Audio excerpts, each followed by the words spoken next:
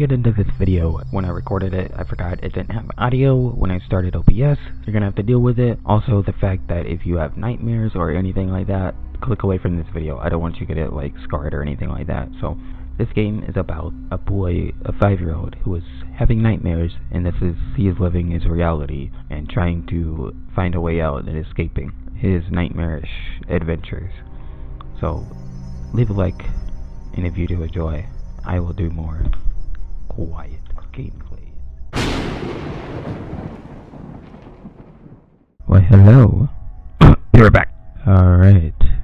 Going to be doing a quiet gameplay of It Moves. This is a game about the surrounding areas, not trying to scare you with all the scaring tactics that other game uses, like Slenderman or anything like that. It's just suspense. Bedtime is supposed to be a happy event for a tired child. For me, it was terrifying. While some children might complain about being put to bed before they have finished watching a film or playing their favorite video game, when I was a child, nighttime was something to truly fear. Somewhere in the back of my mind, it still is. I cannot prove that what happened to me was objectively real, but I can swear that what I experienced was genuine horror. The fear which in my life I'm glad to say has never been equaled. I will relate it to you all now as best as I can. Make of it what you will, but I'll be glad to just get it off my chest. He's Gram. Hi, Gram. Oh, that's father. This is my father. This is my brother's room. He told me yesterday to keep out of the room that we both had shared. Until then, I can't remember exactly when it started, but my apprehension towards falling asleep seemed to correspond with me being moved into a room of my own. I was 8 years old at the time, and until then I had shared a room quite happily with my older brother, as is perfectly understandable for a boy 5 years my senior. My brother eventually wished for a room of his own as a result. I was given the room at the back of the house.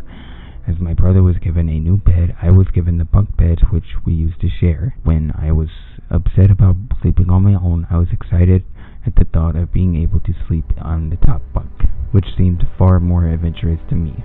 Alright, it's bedtime. Already?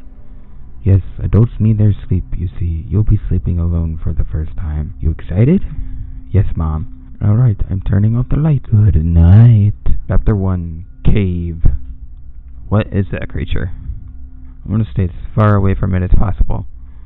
Alright, okay, I guess I can. This is a weird spooky house.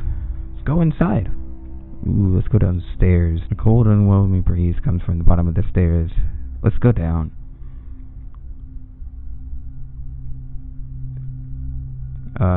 No, thank you. I don't want any of that, good sir, please. So, I don't know what that is. Ah.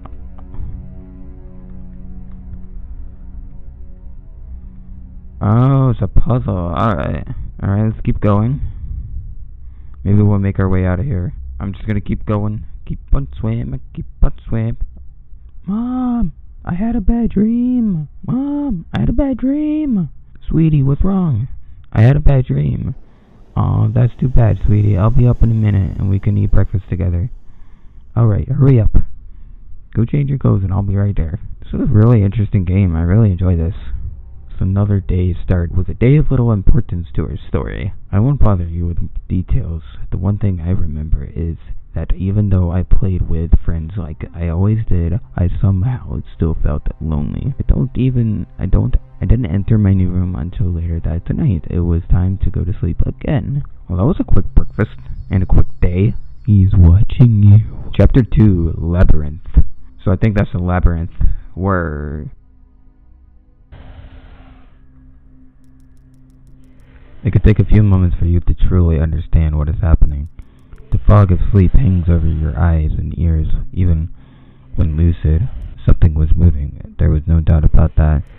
At first, I wasn't sure what it was.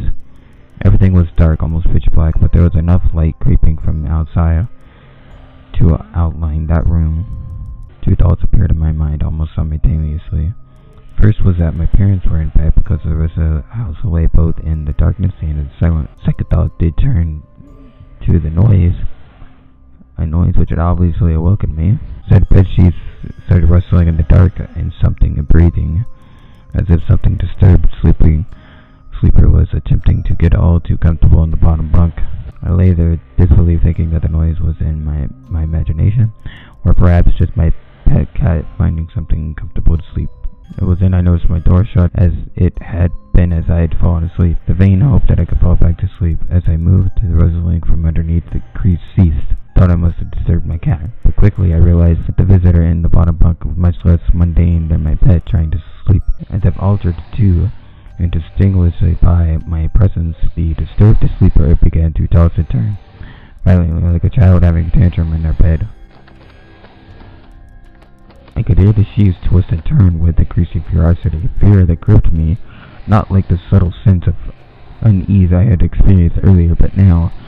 My heart raced as my eyes panicked, scanning almost the entire darkness. I let out a cry. Most before I instinctively shouted out on my mother. I could hear something stir on the other side of the house.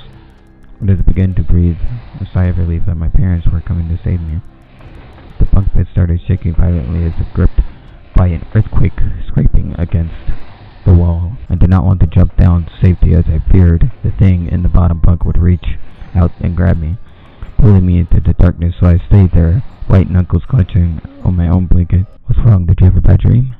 I cried, and my mother consoled me, tears of fear. Yet through all the horror and relief, I did not tell her why I was so upset. I cannot explain it, but it was though whatever had been in that bunk would return. Whether that was the truth, I do not know, but as a child I felt as if that unseen minutes remained close to listening. My mother lay in the empty bunk, promising to stay there until morning. I remember the next day wanting to go. It was a Saturday, and I played outside quite happily with my friends. Although our house was not large, we were lucky to have a long, sloping garden in the back. We played there often, as much of it was overgrown as we could see. We could hide in the bushes. As funny as the occasion was, my eyes would turn to the small window in my room. But for me, the boundary was a looking glass into a strange, cold pocket of dead. I think I will stop here for the first episode. If you do enjoy, please be sure to leave a like, comment down below, and hit the subscribe button. Peace.